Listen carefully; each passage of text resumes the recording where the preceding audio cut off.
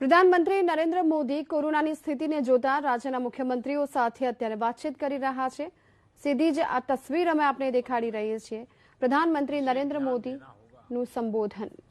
जिन जिलों में positivity rate ज्यादा है, जहां से नंबर ऑफ केसेस ज्यादा आ रहे हैं, वहां उतना ही ज्यादा फोकस भी होना चाहिए।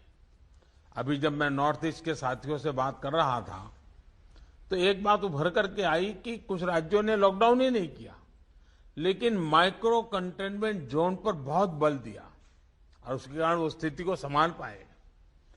टेस्टिंग में भी ऐसे जिलों पर विशेष ध्यान देते हुए पूरे प्रदेश में टेस्टिंग को ज्यादा से ज्यादा बढ़ाया जाना चाहिए। जिन जिलों में, जिन इलाकों में संक्रमण ज्यादा है, वहां वैक्सीन भी हमारे लिए एक स्ट्रैटेजिक टूल है। वैक्सीन के प्रभावी इस्तेमाल से कोरोना की वजह से उत्पन्न परेशानियों को कम किया जा सकता है। कई राज्य इस समय हमें जो विंडो मिली है उसका इस्तेमाल अपनी आरटी-पीसीआर टेस्टिंग कैपेसिटी बढ़ाने में भी कर रहे हैं। ये भी एक सराहनीय और जरूरी कदम है।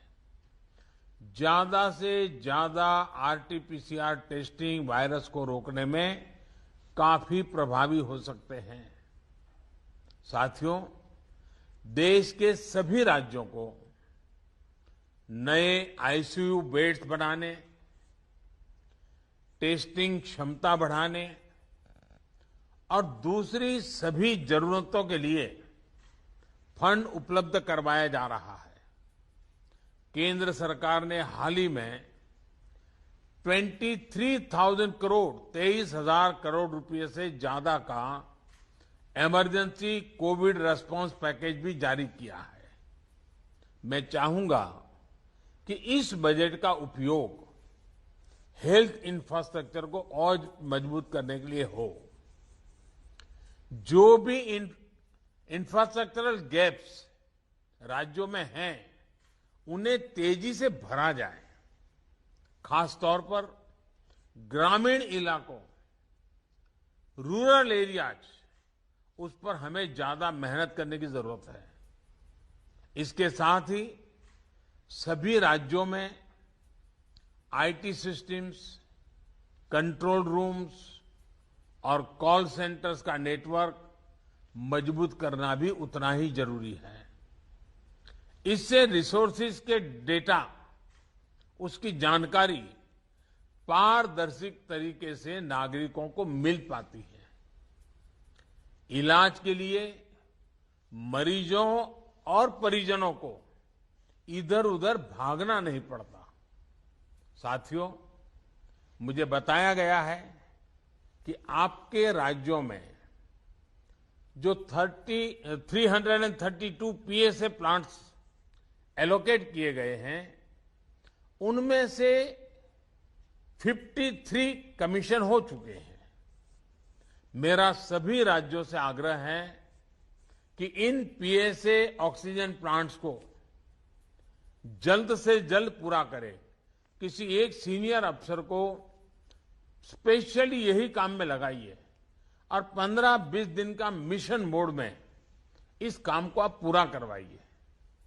साथियों, एक और चिंता बच्चों को लेकर भी है। बच्चों को कोरोना संक्रमण से बचाने के लिए हमें अपनी तरफ से पूरी तैयारी करनी होगी।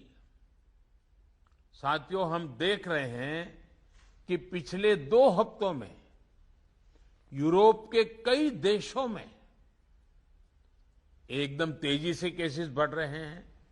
अगर हम पश्चिम में देखें, चाहे यूरोप के देश हों, चाहे अमेरिका, इधर हम पूरब में देखें तो बांग्लादेश, म्यांमार, इंडोनेशिया, थाईलैंड, बहुत तेजी से केसेस बढ़ रहे हैं और कल्पना बाहर का एक प्रकार से कहीं पर 4 गुना, कहीं 8 गुना, कहीं 10 गुना बढ़ोतरी आई है।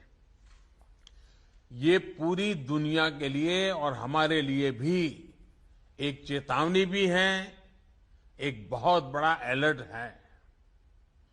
हमें लोगों को बार बार ये याद दिलाना है कि कोरोना हमारे बीच से गया नहीं है। हमारे यहां ज्यादातर जगहों में अनलॉक के बाद की जो तस्वीरें आ रही हैं, वो इस चिंता को और ज्यादा बढ़ाती है। इसका जिक्र मैंने अभी नॉर्थ ईस्ट के सब साथियों से बात कर रहा था, उस दिन भी किया था। मैं आज फिर से जोर देकर के इस बात को दोहराना चाहता हूं।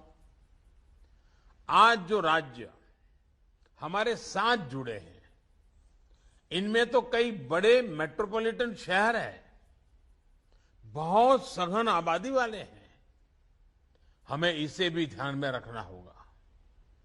सार्वजनिक स्थलों पर भीड़ लगने से रोकने के लिए हमें सजग, सतर्क और सख्त होना पड़ेगा। सरकार के साथ साथ अन्य राजनीतिक दलों, सामाजिक संगठनों और एनजीओज को, सिविल सोसाइटी को साथ लेकर हमें लगातार लोगों को जागरूक करते रहना है। मुझे विश्वास है कि आप सबके व्यापक अनुभव इस दिशा में काफी काम आएंगे। आप सबने इस महत्वपूर्ण बैठक के लिए समय निकाला, इसके लिए आपका बहुत बहुत धन्यवाद। और जैसा आप सभी आदरणीय मुख्यमंत्री जी ने उल्लेख किया, मैं हर पल अवेलेबल हूं। हमारा संपर्क बना रहता है। आगे भी मैं हमेशा अवेलेबल रहूंगा, ताकि हम सब मिलकर के इस संकट से मानव जात को बचाने के इस अभियान में अपने अपने राज्यों को भी हम बचा सकें। मेरी आप सबको बहुत शुभकामनाएं हैं। बहुत बहुत धन्यवाद।